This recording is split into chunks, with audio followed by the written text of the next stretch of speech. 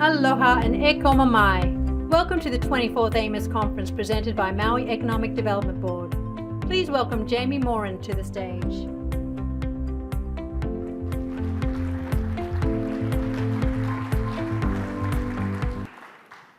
Well, good morning. Welcome to day 2 of AMOS, or day 3, depending on when you decided to arrive. It's wonderful to see everyone. It is wonderful again to enjoy a beautiful day of the hospitality of our host committee here and the Maui Economic Development Board. Leslie, what a pleasure. And as others have said, our hearts go out to those who lost family and friends in the disaster here. We are blessed to kick off today with a very distinguished speaker and a friend and someone who always brings her A game to brightening up your screens. We are welcoming Dr. Diane Howard. Many of you know Diane, and if you've ever been in a room with her, you've been struck by her presence, her energy, her insight. I say that even recognizing that Diane is a lawyer. And for those of you that don't know me, I lead the Center for Space Policy and Strategy at Aerospace, federally funded research and development center. We're really focused on the intersection between the technical and the economic and the policy issues. And we made this deliberate decision. We're not going to do all that space law stuff because that's super esoteric. And then I got to know Diane better, and I realized, oh, it's also really important. And the people that think hard about those issues make a major contribution. So Diane is someone who's spent her whole career kind of figuring out how to make the legal pieces, the regulatory pieces, line up with national ambition in space. She's been doing this really her whole professional life. It led her to McGill to pursue a graduate degree. She's brought the full picture of making space happen from a legal and regulatory perspective. And today, she's trying to do that for the whole commercial space industry from a vantage point on the National Space Council. So we're extraordinarily lucky to have Diane today. We look forward to hearing your thoughts. And Diane, after you're done with your remarks, I look forward to moderating an aggressive round of questions from the technical audience here who have views about lawyers, even in space. Well, thank you. Fair point.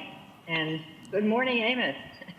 Thank you, Victoria, Brian and the Secure World team, Sandy, Annette, Joanne, for inviting my participation today. Thank you, Jamie, for that kind invitation and for forgiving me for my space lawyer roots.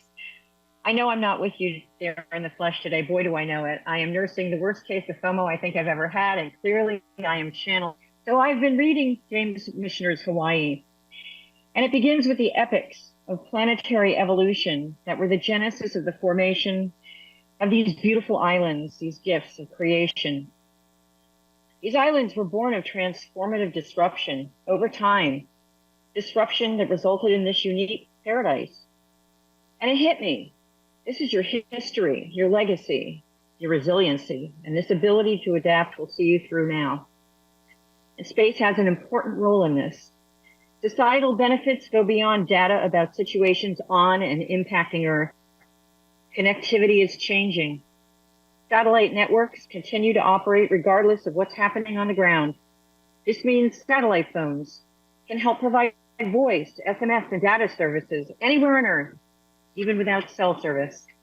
In fact, one company's emergency SOS via satellite service helped at least one family get in contact with first responders during your wildfires.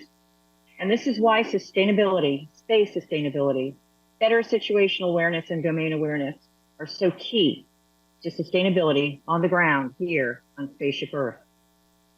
So I've been asked to give you an overview of U.S. government efforts on civil SSA and space traffic coordination from the vantage point of our administration objectives and priorities. Your next panel is going to go into the nitty-gritty of the current interagency work underway for the transition to civil SSA and STC under Space Policy Directive 3. From the Department of Defense to the Department of Commerce. And you have the dream team, Rich, the two Travises, Blake and Langster, and the iconic Barbara Gall. There are no better people anywhere to be implementing this transition and to give you an in-depth progress report. Before I delve into the bigger picture at National Space Council, let me first say that we are delighted to witness this progress. Some of you may recall that I spent some time at Commerce working on the preliminary concept of operations.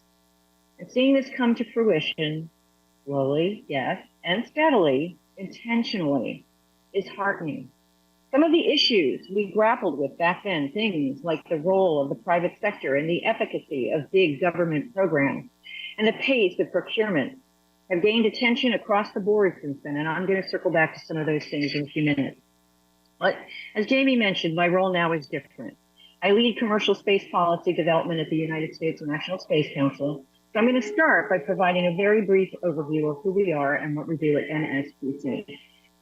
So in the US system, the Vice President chairs the National Space Council.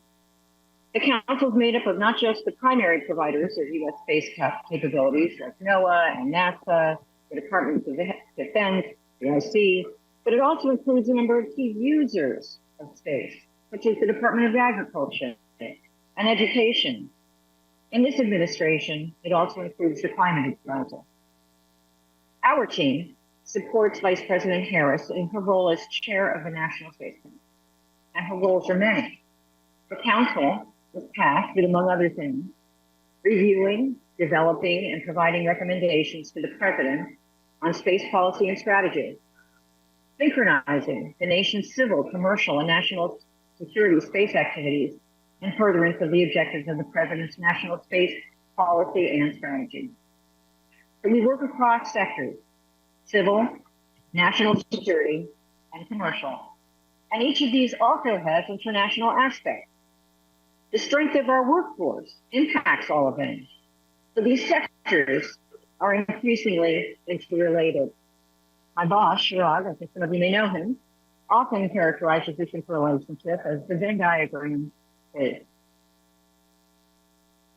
New phenomenologies and capabilities in the commercial sector have profound impacts upon the civil and national security sectors.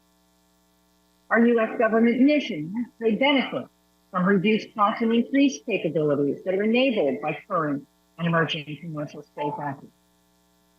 This leads to the importance of government understanding and appreciating the commercial sector and its culture of speed and creativity and efficiency. And the commercial sector remaining aware of the equities and interests and responsibilities of the U.S. government. At the end of the day, it really is all about relationships and about understanding the interests of diverse stakeholders. So NSPC implements policy by working with our colleagues at DOC and DOD and NASA and the IC, but also with the Office of Management and Budget. This is important because of the relationship between policy and resources and implementation. Of equal importance to the development, implementation, and synchronization of policy is ensuring that the policy is actually real. So let's talk a little bit about those early days of Space Policy Directive 3. That policy was like a canary in a coal mine. First, it made the case for the importance of funding when implementing policy, no matter how strong and how timely that policy is. SPD3 opened up discussions about what is inherently governmental, about how to integrate commercial capabilities, what to integrate, data sets, analytics, complete commercial platforms, the difference between augmentation as opposed to true integration. And these discussions continue today, but in context much broader than space situational or domain awareness. American leadership relies upon private sector innovation. Those early days of Space Policy 3 implementation surfaced the need for procurement agility and creativity. It sounds so routine now, but a mere 2.5 years ago, SPD3 related acquisitions looked like an insurmountable challenge. And here we are, a few years in. The folks over at the Office of Space Commerce have been working closely with their NASA colleagues to find ways to avoid big program acquisition quicksand. SDA SSA has a seat at the Commercial Augmentation Space Reserve, KASR table, the big boy table. Space Force isn't only looking to augment its SATCOM and imagery reserves during times of conflict. SDA providers are included as one of the mission areas that DoD is looking to integrate and reserve. And these KASR discussions are surfacing other important aspects of the increasingly interwoven relationship between the public and private sectors. The Space Priorities Framework assures us that the United States will enhance the security and resilience of space systems that provide or support U.S. critical infrastructure from malicious activities and natural hazards. DoD is engaging with multiple stakeholders to explore those concepts. And there is actually an event that's scheduled for November. So what are stakeholder expectations? Financial protection, being made whole from a hardware perspective, something more? The Space Priorities Framework also confirms that the United States will work with the commercial space industry and other non-governmental space developers and operators to improve the cybersecurity of space systems. That work is also underway. National Space Council, the Office of the National Cyber Director, and the National Security Council are all leading an initiative that baselines current practice under SPD 5 on the cybersecurity of space systems and is now considering next steps. The SPF also directs us to facilitate the growth of U.S. industry and support the creation of American jobs by clarifying government and private sector roles and responsibilities, fostering a policy and regulatory environment that enables a competitive and burgeoning U.S. commercial space sector. It's no secret that the National Space Council has been deep in thought about emerging in space capabilities for quite some time, as well as the shifting paradigms for roles and responsibilities.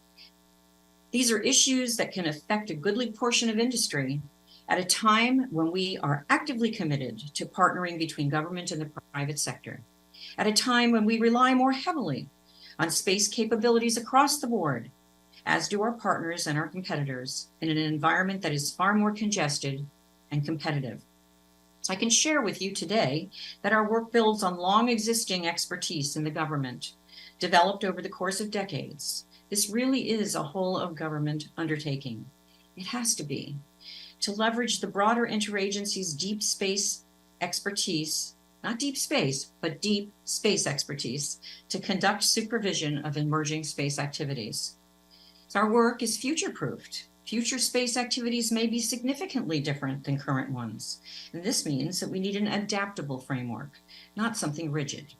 To be effective, it must be flexible enough to adapt over time, a predictable regulatory environment of commercial space activities that grows and evolves in response to technological advancements, increasingly complex missions, and operating environments. So we will continue to collaborate with the commercial space industry and additional stakeholders to ensure that government and private sector approaches and interests are aligned. Lastly, our work bakes in consideration of space sustainability. As novel capabilities and novel space operations are being placed in space, we must consider how they impact the sustainability of the space environment.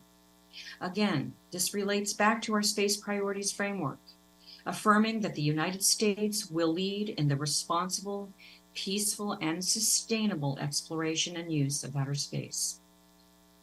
Space operations are increasingly impacted by mounting congestion and unpredictability in space.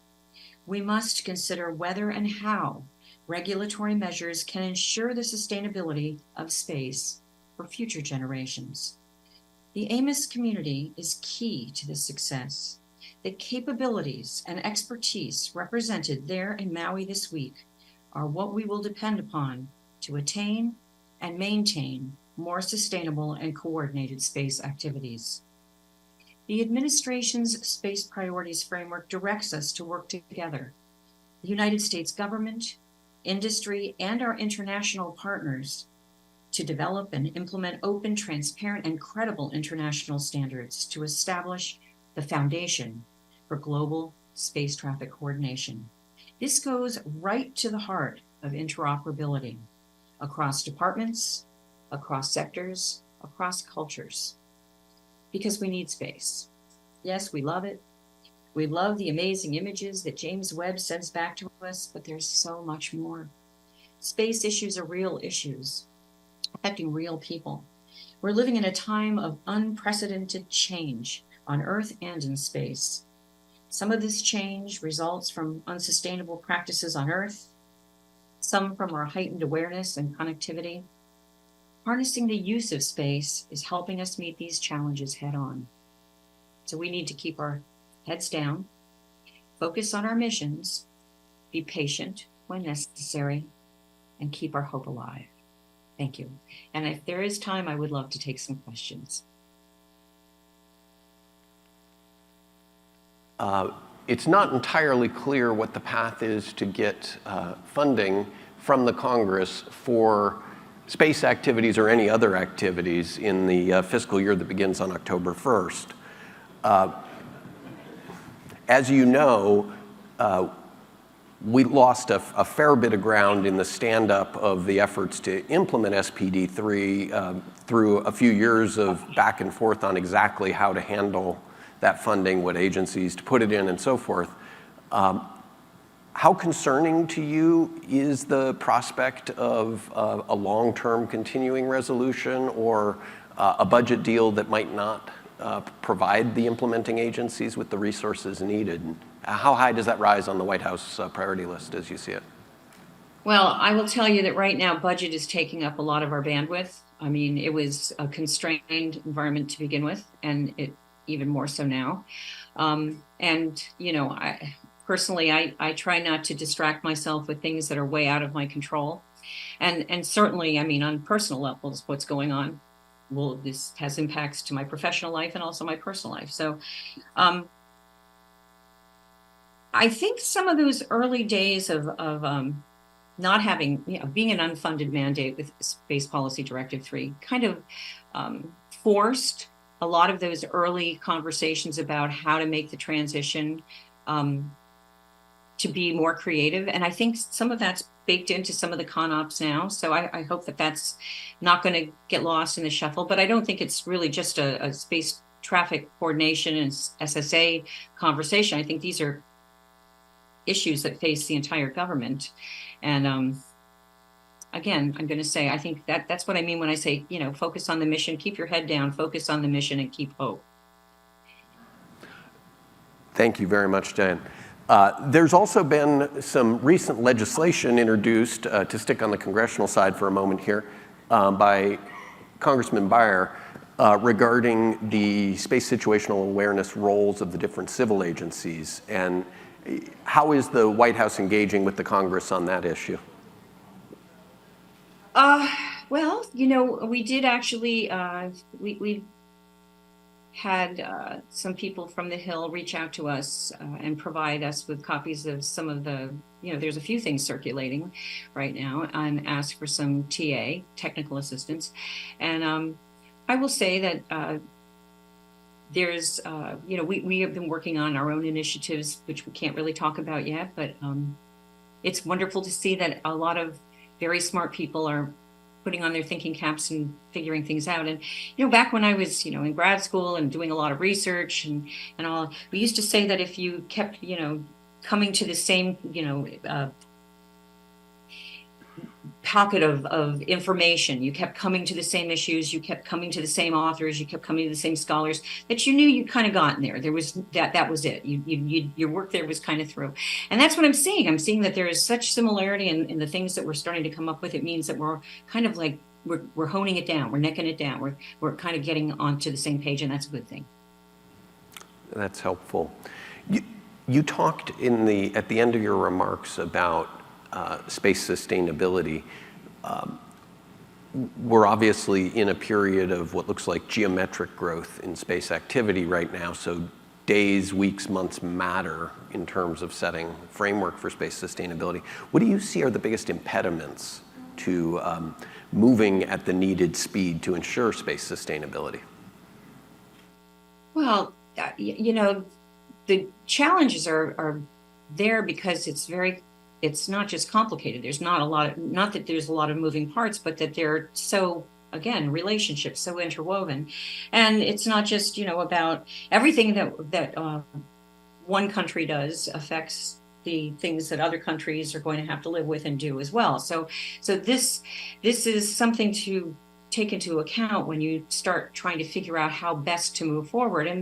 And we don't even know what all of the impacts of things are going to be. A good example of that is, you know, when Starlink first started putting up its when SpaceX started putting up its Starlinks, that we didn't even realize that there was going to be this optical aspect, and dark and quiet skies has come out of that and made us far more mindful of all the different ways that we impact the environment. It's not just interference, and it's not just physical collisions, but then there's this other aspect to take into consideration as well.